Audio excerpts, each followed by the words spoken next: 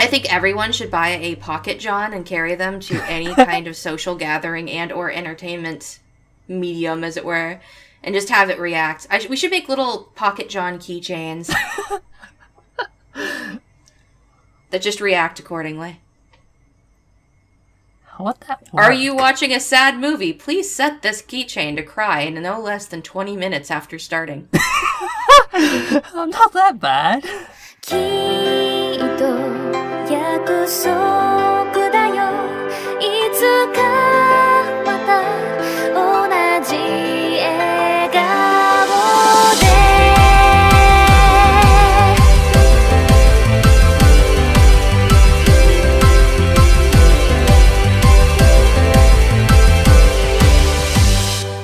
Hello and welcome to I believe we're on episode 23. I hope it's 23. Is it episode 23, John? Sounds about right. I think so. Okay, good. If not, we'll correct it in post. And by correct it in post, I mean we're going to leave this so you can show how together we are today.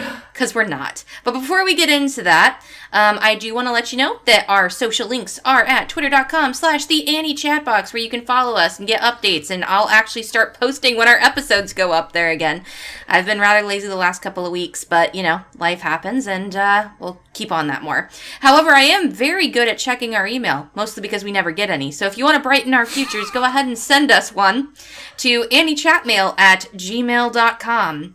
Or if you'd like, you can go ahead and listen to us on iTunes, Google Play, Stitcher, TuneIn, SoundCloud, any of those lovely little things. If you are listening to us on one, you can, switch things up, listen to us on another. Or you can stay like me and be boring and do one thing for the rest of your life. It's all up to you. Anyway, you can also come and hang out with us on Patreon. So far, we don't have any patrons, but we do always welcome them if you do want to become one at patreon.com/AnnieChatBox. Whew, that was a mouthful. That being said, normally we do, introduce everybody around the table at this point in time, but looking at it today, it's just me and that guy over there. Hello, I am that guy. Okay, so we've got John, Drango, that guy, the British one, the one from across the pond, the cinnamon roll. Just I'm missing any? awesome.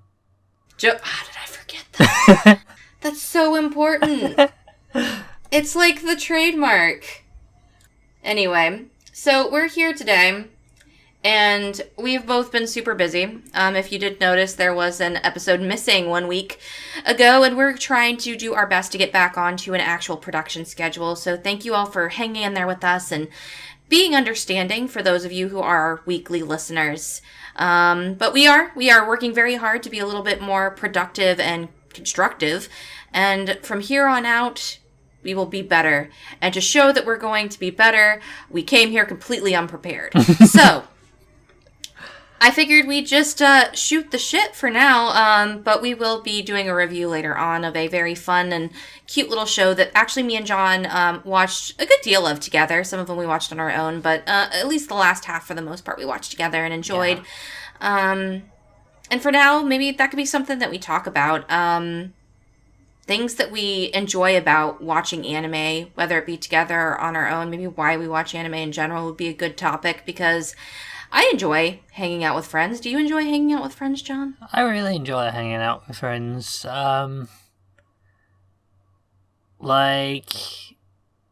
It's one thing watching stuff on your own. You can just go at your own pace, and you just enjoy it in whatever way you want. But watching something that you enjoy with someone else who enjoys them, you can just bounce off each other and enjoy it even more. Like hearing people's reactions and I think that's the funniest part, or the funnest part, as it were, because watching anime with John is the best, because he has these little audible, like right there, like right there. That was great. But he just responds so positively or negatively in some cases, and it's the most hilarious thing ever, and can sometimes be more entertaining than what we're watching. It's pretty grand. I think everyone should buy a pocket John and carry them to any kind of social gathering and or entertainment medium, as it were, and just have it react. We should make little pocket John keychains that just react accordingly. What that Are you watching a sad movie? Please set this keychain to cry in no less than 20 minutes after starting. I'm not that bad. Sure you're not, sweetheart. I don't guarantee to start crying 20 minutes into a series. Okay, sure. Okay, so here's what we're gonna do. Me and you. At some point within the next couple of weeks, we're gonna go and watch something I like to call the Anohana movie. See how long you last. That's not fair. It's true, though. But, I mean, it's like, I got into anime because of that aspect as well, that I got to spend some time with friends, and it actually helped me gain most of my friends, because I was a very big loner. But I feel that we don't often think about what anime gives back to us. We just kind of consume it. And I mean, that goes for any entertainment medium. If you're really into books and you suddenly start going to book club meetings, or you're really into movies and you meet your significant other in the movie theater, you're not necessarily going to thank that entertainment medium for it happening. But if it did not exist, that life event may or may not have happened. And in that regard, I think that anime has a lot of importance in my life. It got me into, as we talked into, we actually had an episode about this where we talked about things anime has inspired us to do. But I don't think often we think about the things that kind of just happen without us thinking, that if we had never gotten into anime, we may not have actually had happen. I wouldn't have pursued a career in foreign language, maybe, because I was so obsessed with anime when I was in high school that I actually started looking more into Japanese culture, and also just Oriental culture, or as it were, Eastern culture might be a better way of putting it. And I may not have gone and studied Chinese for 4 years. It's very hard to say, but I do believe that there are some roots from anime there. I know for a fact that I would not have met any of my exes if not for anime. And well, I mean, they're exes, so I don't know if that's a good thing. Well, the time I spent with them were still fun memories, so... Indeed. Indubitably. And most of my friends that I am closest to now are also people that I met thanks to events and things that I've taken part in through anime. So yeah, this podcast wouldn't have happened without anime. There's that. Yeah. I mean, that's kind of a given. Yeah. Excuse me. My life would be very different as it currently stands. You know what anime wouldn't change, though? The heat wave you have going on. Yeah, no. If there was a way to change that, I would. But, I'm just gonna go and get a compilation of all of those, scenes where you've got, an anime character, typically a little girl, hanging out in front of a fan, making noises into it just because they're overwhelmingly hot and dying. I'm gonna go find those, and I'm just gonna I'm gonna render it into a video and just send it to you, and just be like, here, John, I gave you something to help you beat the heat by reminding you that you're suffering. I actually already did an edit like that. Oh my god, you did! I completely forgot about that. You know what? As an added bonus, I'll ask you when I post this episode on YouTube, and we'll put it in the credits. I'll try and put it into the description, as it were, not the credits. We don't have credits. What am I doing? The descriptions on both sounds. I'm gonna put it in there so people can go watch how you used to edit 5 years ago. Also, amusingly, was that I did that edit in the middle of winter, and people are like, "It's cold outside, but this is making me feel hot." It's making you feel hot, eh? And anyway, not in that kind of. I mean, it could. Don't kink shame, John. What's wrong with you? Kink shaming is my kink. Maybe there are people who just wake up in the morning and are just like, hey, you know what gets me going? Watching people eat ice cream in a snowstorm. It could happen. Well, the ice cream thing, yeah, I can see that being a thing. Someone seductively eating ice cream in the middle of a snowstorm. Don't know about the snowstorm part, but sure, whatever ice floats your skating. boat. I just came up with a Yuri on Ice fanfiction idea. Go for it. We should just have like specials where we just shoot the shit before we actually review anime and see if people actually enjoy us doing absolutely fuck all for like 20 minutes. Oh, I'm having fun. I mean, yeah, and that's all that matters. Fuck you guys. Just kidding. I love all of you, and please don't leave. Come back. I'll be your best We friend. didn't mean it. I'll seductively eat ice cream in a snowstorm for you. Ah, jeez. I feel like we should just have an episode that would be, like, obviously for much higher rated viewers, but, like, not higher rated, I'm sorry, older viewers. Higher rated does not mean... I can't talk today, but anyway, for, like, older viewers where we just talk about the kinks that anime has gotten us into. For example, eating ice cream in a snowstorm with ice skates. I'm going to Google if that's a thing. And if it's not a thing, I will make it one.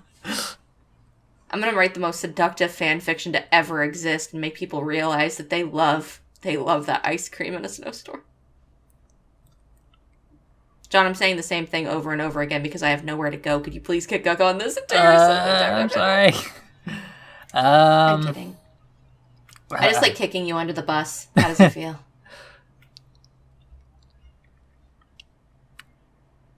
How does it feel? Awkwardly laughs and depletes into silence. Okay. Glad I make you feel so strongly there, John.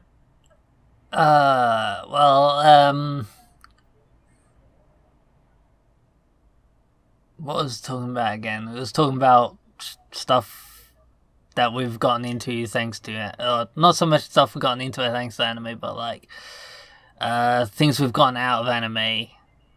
Like things that it has positively, I mean, I guess, or you could, if you really wanted to, negatively inspired in your life. Whether it inspired you to do something, we already had a podcast about that. But I'm thinking about the things that you don't think about. Like the fact that, you know, all of our friendships spawned from it. Future careers have spawned from it. Things that you may not initially think, wow, if I had not gotten into anime, I may not have met this person, or I may not have had this other interest, or I may not have made a huge life decision. I mean, right now I'm trying to learn Japanese, and I highly doubt that without anime, because I don't have anything else in my life that really makes me encounter Japanese very often. So what else would have made me think, oh, that would be a kind of an interesting thing to learn, or in my case, a useful thing to learn, as I do occasionally work with a company that translates visual novels, or I, you know, want to get into translation work, or I want to expand my understanding of that culture, and the best way to do so is through a language.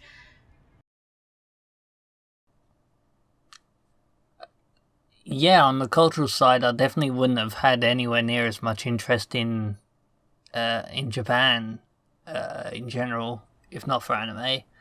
I probably would have had some interest because I was into video games pretty much as far back as I can remember. So, and a lot of the games that I did enjoy were still ones that came from Japan. I'm not sure if that would have changed. I probably wouldn't be playing as many anime games though as I am, but I definitely wouldn't have travelled as much. Wouldn't have gone to America, and I wouldn't be thinking about going to Japan in the first place. So the travel side of it, I will say I definitely would be a lot more close-minded. I can't. There's a lot of things that from watching anime has made me think twice.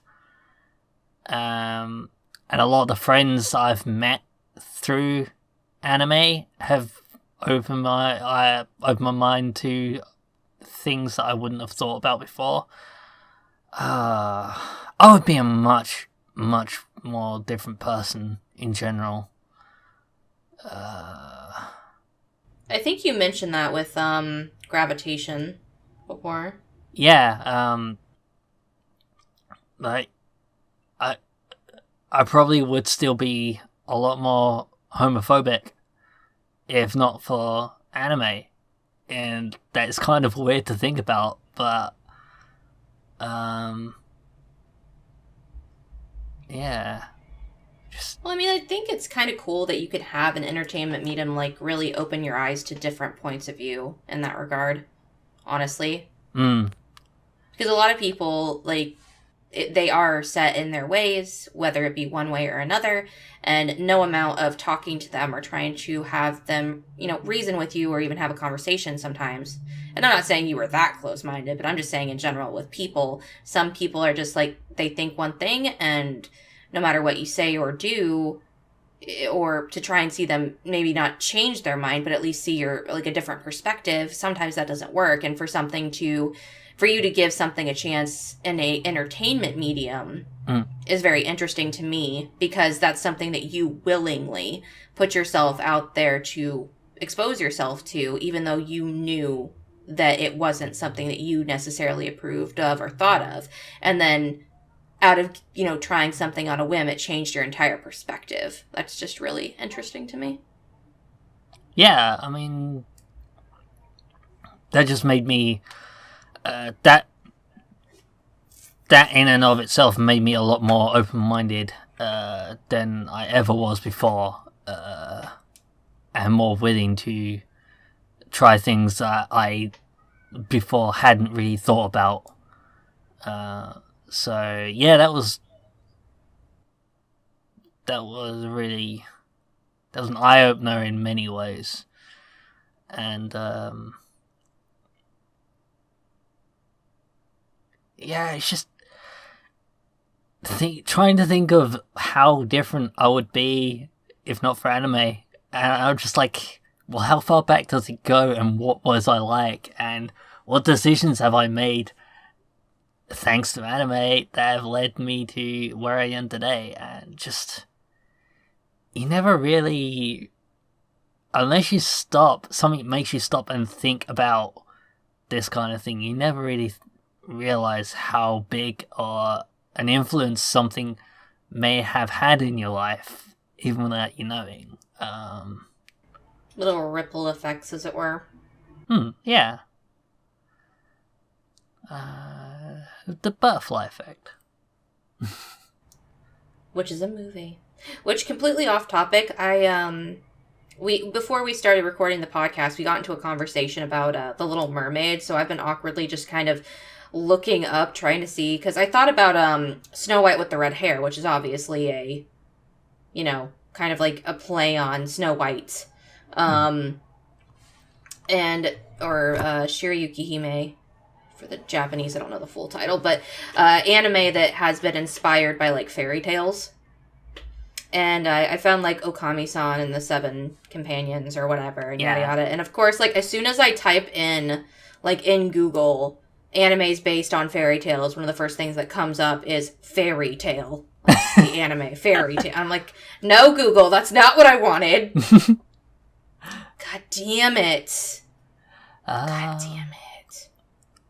Well, yeah, Okami-san, I mean, there's been some anime where maybe not the entire thing is based on fairy tales, but they've got like an episode or a story arc that is based on one. Like, I know in Cardcaptor Sakura it had a Alice in Wonderland. It had actually two different kind of Alice in Wonderland themed episodes. Well, I think that's something that's happening currently in the current anime season. Alice to Zoruku, the main thing is like the characters have quote unquote dreams of Alice, and they interact with this place called Wonderland. So it's definitely got. There's actually Alice in Wonderland is one that gets comes up in anime a lot. Actually, thinking about it. Final Fantasy, the TV series. The world that they go to is called Wonderland, and I can see the influences there. What other ones? I know there have been loads and loads and loads that have just been like, oh, this is Alice in Wonderland. This one's Alice in Wonderland too.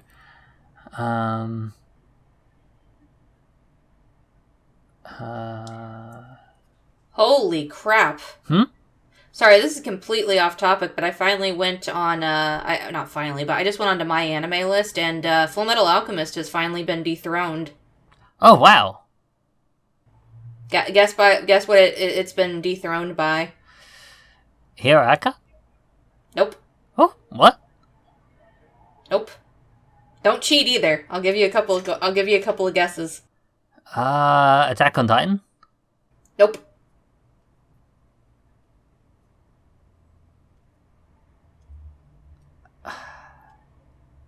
What could it have been dethroned by? When I tell you, you're gonna be like, oh. Go. Tell me then. Fairy? Kimi no Nawa. Oh. Huh. I still need to see that, but I can't find it. Not in the decent quality. I need to see it as well, and I will. I want us to do an episode on it, because I know that Cammy is not a big fan of it. So it'll be interesting to see how we all react to it. But I just thought that was interesting, because for the longest time, it was just Full Metal Alchemist at the top, followed by Gintama, followed by Steins Gate, and that has not really changed much. No, that hasn't changed in a long time. Koi no Katachi's in the top 10 now. It's number 7. I just love that how much of this is Gintama. Like, Gintama's number 3, Gintama's number 5, Gintama's number 9, Gintama's number 10, Gintama's number 11, and 13. Wow. What the hell? And that also somehow reminded me, my copy of Anthem of the Heart has turned up, finally. Ooh, I like that movie. It was a nice movie. It's another one of those movies that I'm like, if only my mother was willing to watch things in subtitles, I think she would love this.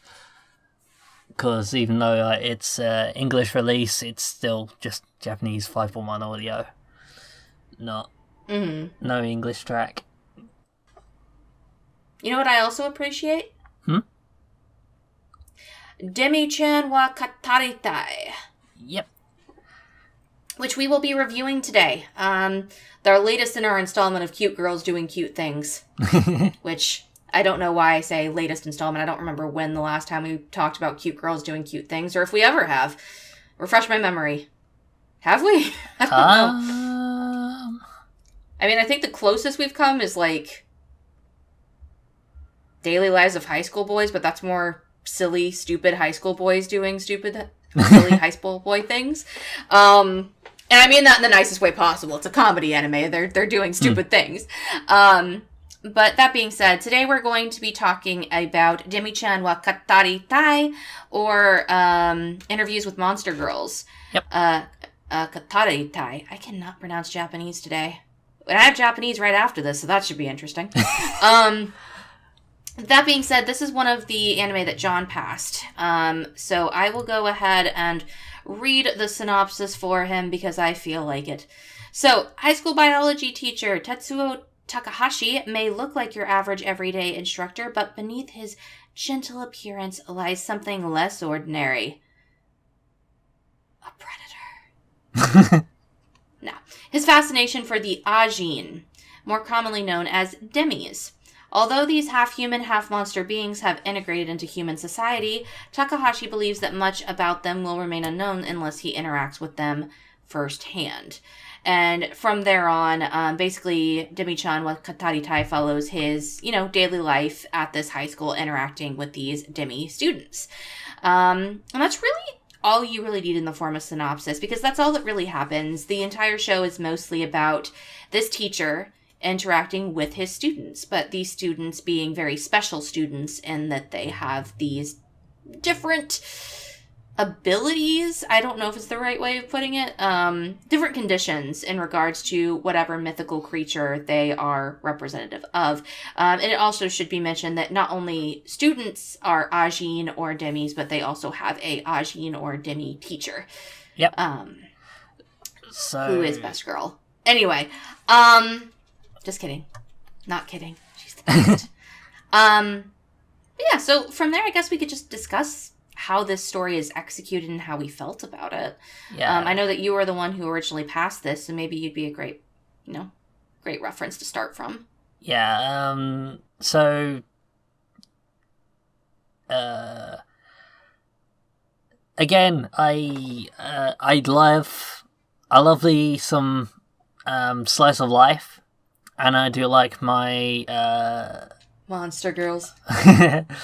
I like my supernatural, and so I've always been fascinated by the idea of like taking the supernatural and making it sort of a more mundane setting, and just be like, well, how would this character go about their just everyday life without this in a more everyday setting, as opposed to the setting that it was put in as it normally is. So yeah, then this came along and I was like, yeah, this is exactly what I'm interested in seeing. So we've got, aside from our main character teacher, who's super buff, by the way. Takahashi Tetsuo. He's so swole. We've got Takanashi Hikari, Vampire girl, I believe. Who is yet the vampire. We've got Machi Kyoko, who is the Dorahan, or Headless Rider. Kusakabe Yuki, who is the Yuki Onna, or Snow Woman. And then we have Takahashi's fellow teacher, the maths teacher, I believe. I think she's the math teacher. Sato Sakie, who is a succubus. And of course we've got other students, but those were the other students and other teachers and other characters, but those are the main ones that we interact with on a regular basis. And yeah, it's, for the most part, it's just him going, asking their opinions about, like, oh, what are your thoughts on this mythological belief about the kind of Demi that you represent, and how does that actually play out in your life? And then also sometimes it's like thinking about it scientifically,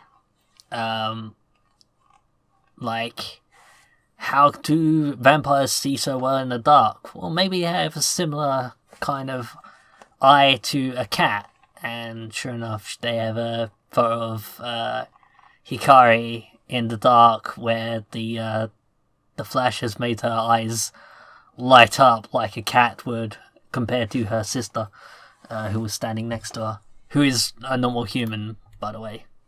I should admit, yeah, Demis tend to be like a random occurrence, not necessarily you have to be a child of a Demi to be a Demi. It's just it's more of like a like being born with a, I don't want to say a disability, that sounds wrong, but like an abnormality, or like a birth defect, I guess.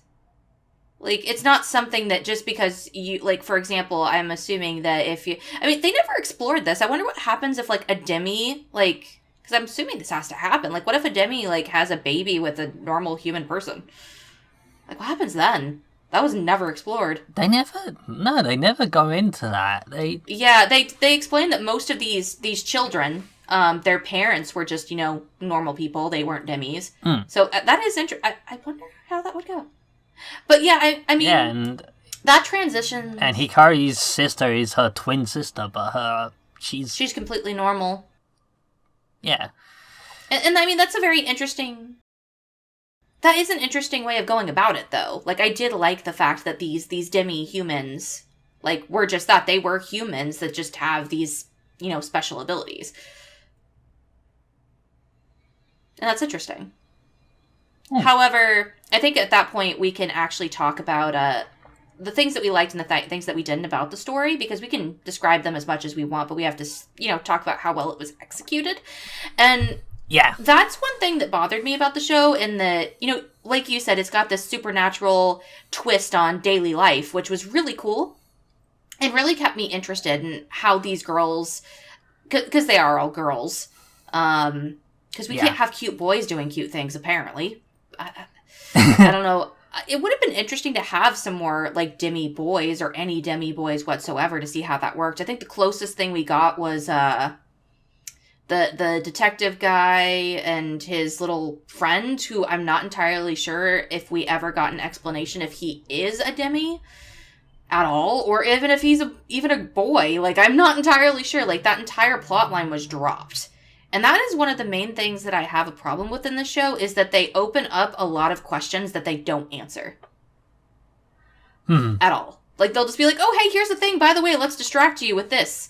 And it just, I feel like some of the demis got way more fleshed out than others, which was odd to me. But what they did show us was entertaining. But they also, for some reason, felt that they needed to give Machi, I feel, towards the end, way more attention than any of the other girls. Whereas, in comparison, they kind of nodded to Yuki and her inability to talk to people and her bullying, and they just kind of resolved it in, like, an episode. Yeah. And that bothered me, especially because I felt that this show had a lot of potential to explore,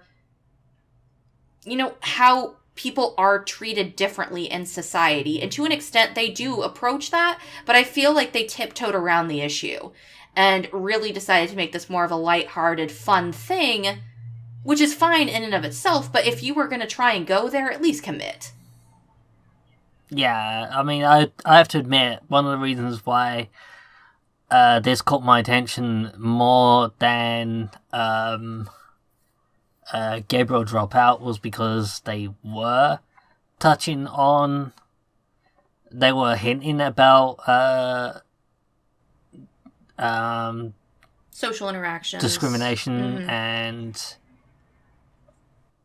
and the other social interactions, and like how they might feel more shunned and stuff. And while I still really enjoyed it, by the end, like, thinking back on it, they didn't deliver on that anywhere near as well as I was hoping initially. So they did touch on it a bit, but they, as you said, they seem to get resolved way too quickly and way too easily. Yeah. And another problem that I had with the story overall, because I'm going to be honest, I didn't really have a whole lot of problems with the characters per se, other than some being way more interesting than others. But, like, I never had really any problem with how they portrayed the characters. The problem was how they presented the story, because I feel like, especially within the last couple of episodes, they built up to something that was actually interesting and caused some conflict. Particularly surrounding the teacher, Takahashi. And they really put things into perspective and asked a question that I was thinking about most of the time watching this show. And how they executed it, I felt, was one of the best things that they did in the entire course of the show.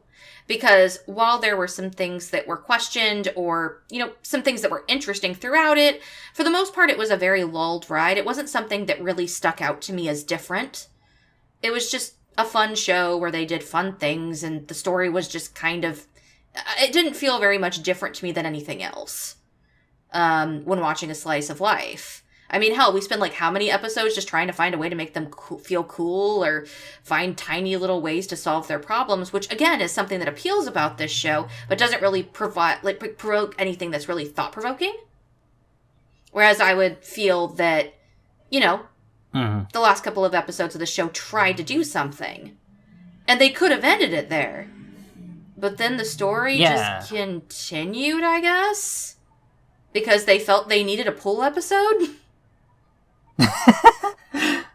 I picture that when people were planning the show, and I don't know if this is based off any kind of source material. It looks like it was a manga. But it's like they were like writing out the storyboards for the anime, and they got to, you know, the next to last episode, and we're like, yeah, that was a nice conclusion, everyone. And then somebody in the board meeting went, holy fuck, we didn't put them in swimsuits. Let's throw that in for some reason. It just was frustrating. And it left a bad taste in my mouth, which is unfortunate because most of the show was very nice and appealing and really, it was a feel-good show. It made me feel happy. I wasn't offended. It was nice. It was there. And then the last episode happened and I was like, you wasted my time. I don't know how you felt about it, but that's the major criticism I have for the show.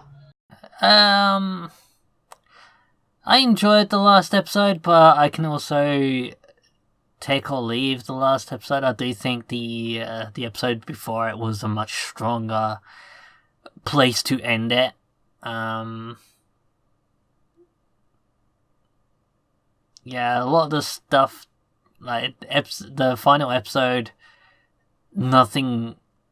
It's weird to say nothing happened, but in a slice of life series, but yeah, the previous episode was a much stronger spot to end it on. If they was to do a second series, I probably would still be up for watching it. It's just a very odd way to end a series. And I'm not going to go too much into it other than that I don't feel like that's a major spoiler or anything like that, but I guess we could discuss a little bit more intricately what happened in those last couple episodes if we want a little tiny spoiler section. But that was my main gripe with the story. Like, it was okay. It was there. It was fun and enjoyable, but then it just, for some reason, they didn't handle their what they were trying to do, I feel, very well in the last couple of episodes. But for the most part, it was an enjoyable ride. It wasn't offensive. And the characters were enjoyable. Production values, because this, I forgot to mention that this was done by A1 Pictures. Segue. Which, if you don't know who A1 Pictures is, shame on you. You haven't been paying attention because we've covered a couple of their shows at this point, or at least mentioned them. But they were, responsible for Bokudaki, Ga Inai Machi, Erased, Shigatsu, Wakimi no Uso, Fairy Tail, Sword Art Online, lots of really popular shows.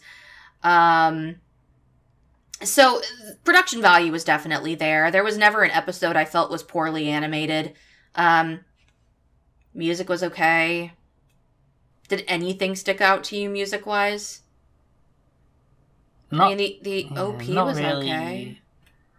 The OP and EDs were cute. Like, this isn't a soundtrack I'm going to go and download or even think about after we're done talking about it. It kind of... It served its purpose. It was there and they did what it needed to, but it wasn't anything that really stood out as this is something I could listen to on a... just outside of this. Which isn't really is not a problem. Sometimes the fact that it doesn't stand out is a good thing, because there's been some soundtracks, it was like, what are you doing? Why are you choosing this song now? Okay. But yeah, this didn't have anything like that. It was there. It did what it needed to do, and that's fine. Yeah, and I feel like the art, while good, it's very similar. Like, there was nothing that was like a, oh my god, wow, animation moment, really, in the show. But at the same time, it was also very well done. A1 Pictures is very good about consistency, and there was never a moment when I was watching the show that I felt it was bad animation. It was just there. It was good. It was visually appealing, and the character designs were real nice as well. At least the water in the pool episode was well animated. It's alright, yeah. Yeah. Who was your favorite Demi girl? Sudden silence. I would have to say Machi in the end, but then she did get the most development in the end, so... Well, I mean, that doesn't mean anything, because honestly, she was the least entertaining to me. I thought she was super boring. So that... I mean, just because she got the most development doesn't mean too much. I liked them all. I liked Sakie the most, mostly because I was really... Okay, that's another thing I feel like we could talk about very quickly.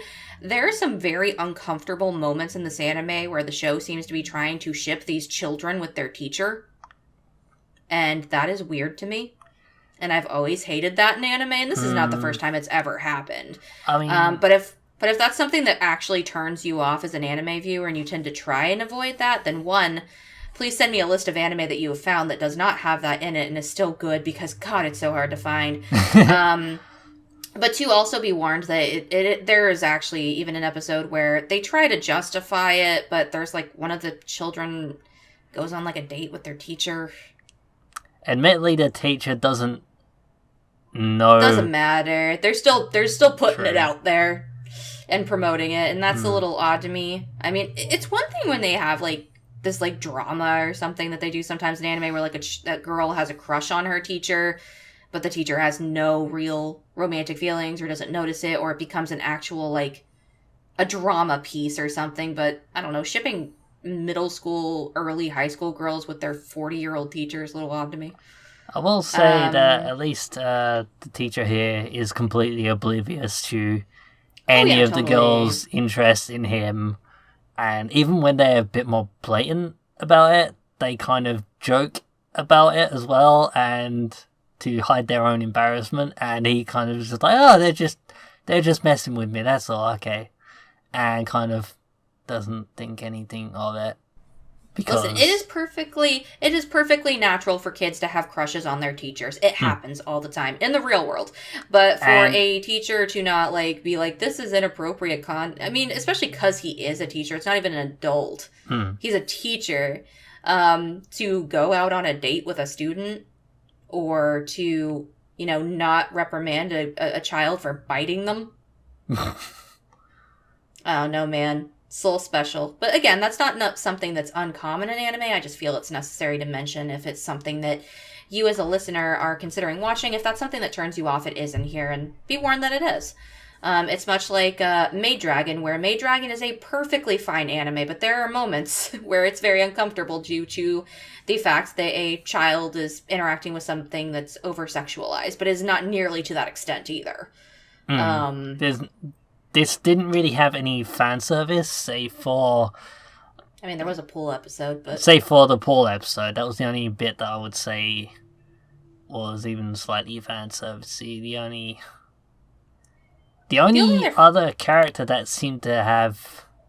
fan service was the succubus. That's what I was about to point out. And she's an adult, part of her thing. Yeah, she's an adult, and it's also part of her demi power, which it deals with it. And that's another thing I actually really liked about this show, is that they handled the demi's abilities in very specific ways, and how they deal with their daily lives. So that it was interesting, and what kept me watching, specifically in Sakie's situation, who's the succubus, you know, because she is so appealing to the opposite sex and to just people in general, but especially so with the opposite sex, she, you know, changes how she looks. She makes very hard efforts to avoid having to deal with that part of her, which was interesting. And also why she was my favorite, because I felt that how they approached her was very interesting and real, and her feelings for the teacher were less cringy because she's an adult.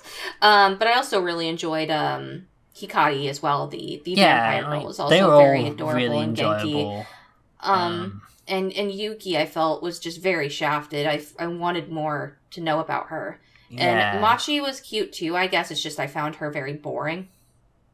Because she out of all of them, like, most of her, I guess, drama or thing he tried to help her with was just her existence in general. And that just didn't really... And she didn't seem to really have much of a problem with it, to be honest. Like, out of all of them, she seemed completely compliant with how she was. Which isn't a bad thing, it just didn't draw to her much as a character. It also didn't help that she was basically perfect. I've got perfect grades, and I have a perfect body, and I'm perfect in every way, and I'll help my friends, and that makes me a great supporting character, but doesn't really bring her to the front, as it were. But true. That's just me personally, though. There's lots of people like yourself who love Machi. And at the end of the day, I guess that's what's appealing about this show, is you will find a character in this show that you will like, I feel. Yeah. Definitely. That being said, I mean, I can't talk too much about this show, because we've already basically said how we feel about the story and characters, and basically the production standpoint as well. Is there anything else you wanted to talk about before we get into any kind of ratings? I mean, the only other thing I want to say is going back to Sakie, and I actually really, really like how that whole romance aspect of that character between her and Sakie, between Sakie and Tetsuo, end up being playing out, even though it was still completely one-sided and he was completely oblivious to it. I ship it though. Me too. How it played out, how it developed, I think it was really well written, and honestly, one of considering the settings, are really believable development. But then so much surrounding her story was also left unanswered, like everything going on with like there's this thing about them looking into, I'll save that for the spoiler section, because that's something I do want to talk about. So we'll just say that there's a lot of stuff that surrounds her, or stuff that's going on around her, that is not explained very well, and that's kind of frustrating. And yeah, that's kind of why I want a second series, so they can get back to these things that they touch on and drop, and so they could hopefully have a chance to get back to explain what the hell's going on with them. But yeah, ratings in. But do you want me to go first? I can go first. I'll go first, because this was my pick. I was the one that passed it, so I really enjoyed the series. So I'm gonna have to give it a like it. But I'm curious as to what Cassie will give it. In that regard, I want to give it a love it, but yeah, it kind of was just there in the end. Okay. For me, I thought that Demi-chan brought a lot to the table to really digest, and then didn't actually give you every part of the meal, which is unfortunate, because it sounded like they were promising me maybe not a 13-course dinner, but, something besides just the french fries, maybe a nice healthy burger to, curb my hunger. Because I went in with too high of expectations, but I really wanted to see more done with this premise, and also the ending left a bad taste in my mouth. But it was also a really enjoyable ride. There is not a single character in this show that I hated, and that's rare for me. I'm a very, very vindictive person when it comes to anime. And I will try and find something that I just don't like about something or someone. And the most that I got was, oh, Machi bored me. But who cares? She was still a great character. So that being said, I can't give it a full like it. I personally liked it, but for a general audience, I would say at least check it. I think that this anime has a lot to offer, but if you go in with too high of expectations, or if you don't necessarily get what you feel you're coming for, it's just going to be like any other slice of life, And in that regards, it doesn't stand out particularly to me. But I would definitely at least recommend checking it out. I was jumping back and forth between a check it and a like it, but I don't think it brought enough to the table for me to really give it that push to the other side. So I'd just say check it out, see if it works for you. Yeah, maybe my own personal feelings about the subject matter swayed me a bit much, but yeah, hey man, that's fine. Agree, if you liked it, you liked it. Yeah. Yeah, check it out. You might really enjoy it. Don't go in with your expectations too high because, if it had delivered on the things that I was hoping it would have, I can see this easily being something I would have said love it for, but it didn't. But it was still an enjoyable ride, so yeah, check it out. See what you think. Come up with your own. Maybe you really enjoyed it, maybe you hated it. Let us know. Hey, we might be completely wrong. I'm almost always completely wrong, so take that with a grain of salt. But again, our opinions are our opinions. But all we can do is give them to you. Yep. That being said, I mean, if you do have a differing opinion, feel free to shoot us a line. We love to hear what people think and how they think about what we think. So again, anniechatmail@gmail.com would be a great place to do that. Or following us on Twitter at twitter.com/theanniechatbox. But that being said, I think that we'll have a relatively short spoiler section. There's not much for us to talk about, but we will be doing one. So if you do not want to be spoiled on this cute little package of Demi-chan, just go ahead and give it a watch. But otherwise, get out. Bye. So, I didn't really like that you have this whole thing where they keep doing this in Demi-chan, where they'll give you this little piece of something that might be interesting, and then they just take it away from you. Like, for example, with Yuki and the bullying. Like, yeah. No bully is just going to stop bullying just because somebody comes in and says, hey, stop. No. Like, they didn't really explore that very well. But the other thing that they did is they introduced this concept of succubi other than the main character going around and using their influence for crime. Yeah, they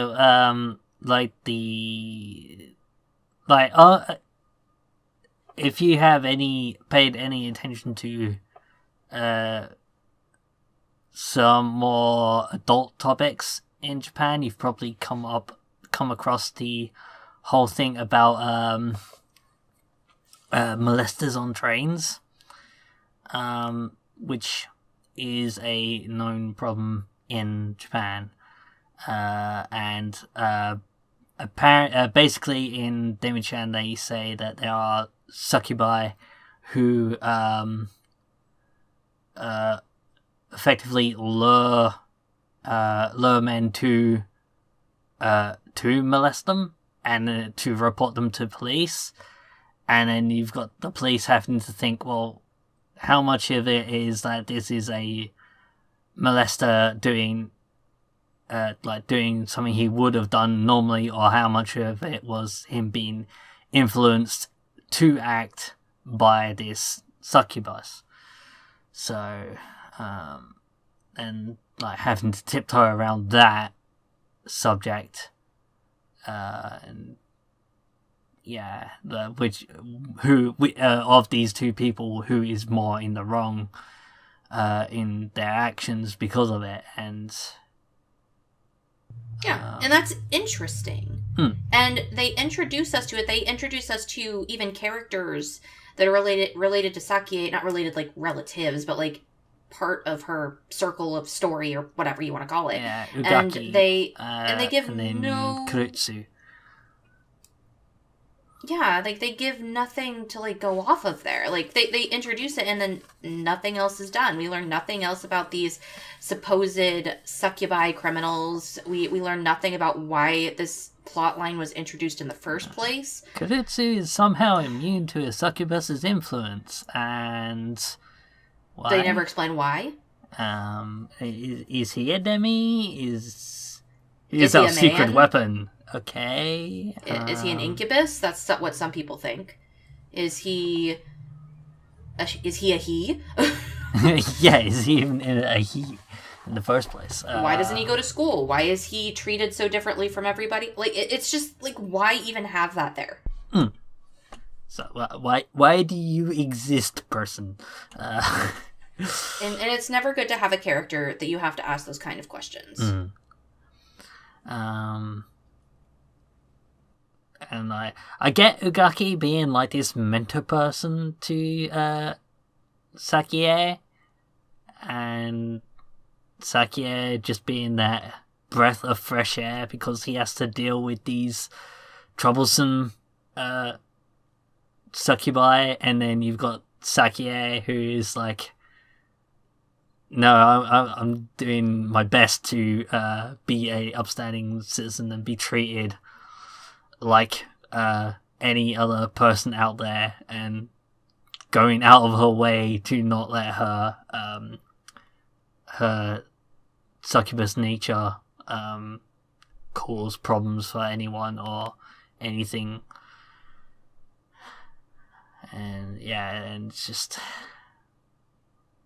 I get their relationship, but it's like, okay, so why did you need to bring this guy in, and why did they need to talk about all this stuff, and is there any other than world building? What are you gonna touch on this more, or no, you're just gonna leave? Okay, bye. Nice meeting you. They also really try and draw that whole possible romance thing out too, which is kind of annoying. Like, either commit or don't. I mean, I know this happens in a lot of anime, but it always frustrates me when there's a girl that's obviously into the main guy, and then she's obviously making passes, and he just is so stupid. Yeah, she made the most blatant passes at him, and he kind of was just like, I've got to be straight-faced and compliment her, but what is going on here? Why? So dumb. Most girls are not going to thrust their tits in your face unless they are interested in something. Even whether it be a reaction, which I think she may have even slightly been going for by the end. Like, oh, come on. Jesus Christ, man. Yeah, especially this woman who's been going out of her way to keep herself covered up so that, and not have any physical contact with the opposite sex, and suddenly she's showing this kind of interest in you? Come on.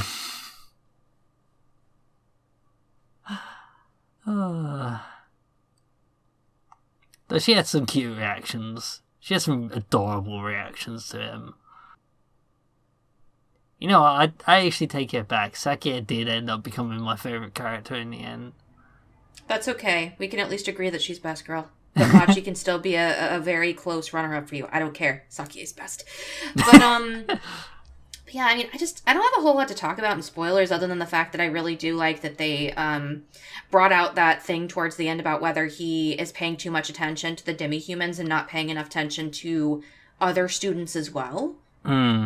Like, I thought that was a very cool thing to do, and I also really liked how they ended it with the girls really telling them how much he meant to them. But and then that would have been a great place to stop, and that's why that made me cry. It didn't make me cry, but at least made me have some sort of emotional impact. Like, there was something there, which I couldn't say for most of the show, because most of the show I was like, this isn't bad, but it's enjoyable, but it's not something that's really touching me emotionally. Whereas those next to last episodes, at least, you know, they perked my interest a lot and made me think about things. And then titties, swimsuits. I don't know. Anime. Yeah. Because we have to have a pool party episode. Yeah. But other than that, I don't have much else to say about Demi-chan other than it was fun. I enjoyed it. It was fun to watch with you because everything's fun to watch with you because you have those no's or no's or whatever that we talked about earlier in the episode. But all in all, I mean, this isn't a show. This is like that show that, like, I'm not going to watch it again But if it had a season 2, I would at least watch a couple episodes. Mm. Like, if that makes sense. Like, Yeah. It's not bad. It's not, like, earth-breaking. It's no Shigatsu wa Kimi no Uso or Koe no Katachi or anything, but it's not bad anime. It's just alright. But I don't have a lot to say about it. You have any spoilers you wanted to talk about before we wrap things up? No, not that I can think of. We kind of talked about everything already. Yeah, I mean, there was... The only other bit that I really liked about the series was the interactions between Hikari and her sister, Himari. Oh yeah, we never talked much about that. Yeah, I liked their interactions a lot too. Yeah, and how she was looking out for her, and maybe a bit too much, and she was trying to cut back, and then she had that kind of cute panic over, like, did I just do something really, really terrible and rush to try and make amends, and it was nothing in the first place. But yeah, there are a lot of nice things that happen. There are a lot of cute things that happen in the series. Just in the end, it did end up being a little lackluster in some aspects that I was hoping there was more to, but yeah, I still liked it. Don't really have anything else to say about it, so... Alright, well, that being said, then I guess we can close this out, and starting next week, guys, we will be a little bit more productive, and we actually have some announcements to make that will be coming up next week with our production schedule and how we're going to continue from here on forth. But that being said, we will be seeing you next week. Oyasumi. Oyasumi nansai. Bye-bye. Bye-bye.